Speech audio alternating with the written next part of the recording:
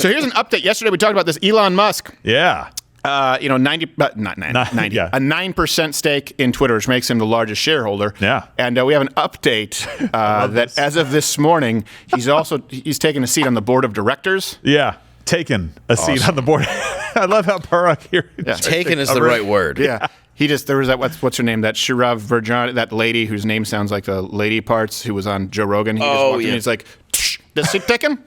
Looks free. Yeah. Oh, it's mine now. It's mine. No. We should get along your table. It turns out I own this place. Yes. Oh. So weird. Weird. Flame throws a table. Yeah. Greed is good. So he was welcomed enthusiastically by Twitter CEO Parag Agrawal, and he said, I'm excited to share that we're appointing Elon Musk to our board. Through conversations with Elon in recent weeks, it became clear to us that he would bring great value to our board.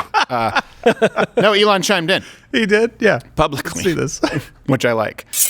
It's like when Jeff Goldblum in Life Aquatic walks over and spanks Bill Murray's dog. Yes. Elon Musk responded, looking forward to working with Parag and Twitter board to make significant improvements to Twitter in coming months. I like how he tweets like he's Latka from Taxi. Yes. Oh, my gosh. Just to add that extra level.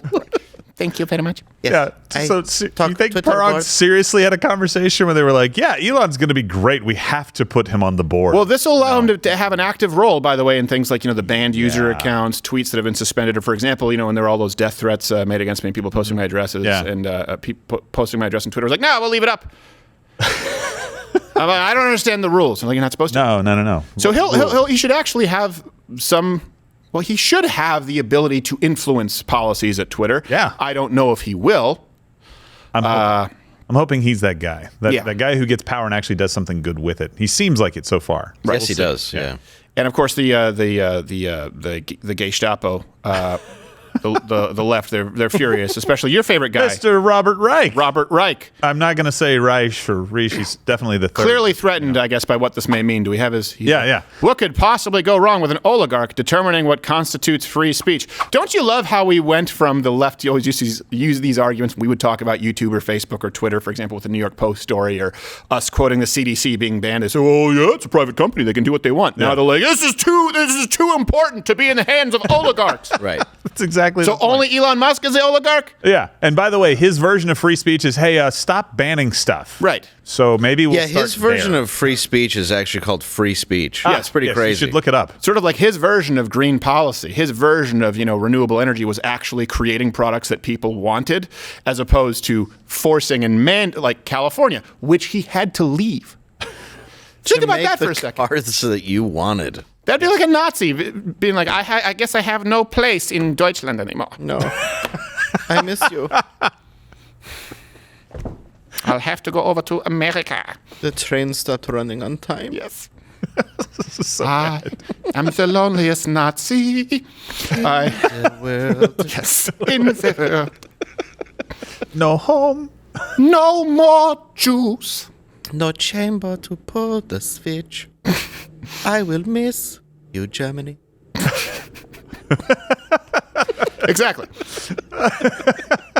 I look forward to seeing. I just can't believe that Elon Musk had to leave California. In other words, if green policies worked, come on, it would be Shangri-La for someone like an Elon Musk. And he's just like, wow, I cannot do this in California. You should love his success, but Robert Reich and those guys only want it to be successful if it comes from the government or mildly successful. The minute you start making a ton of money off of something and going gangbusters with it, they're like, oh, you're part of the problem now. It's like, unless you're in the government. You don't want me to be a part of the team. Got it. Well, it's because capitalism in the Constitution is a real problem for these people. It really is. Well, they openly hate it. That's what they talk about. Like, oh, the founding fathers were racist. Like, here's one thing, too.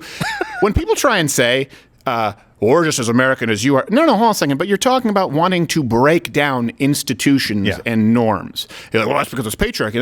Okay, but let's just say let's assume that that's true. And it's not white supremacy, patriarchy. Okay, fine. Well, guess what?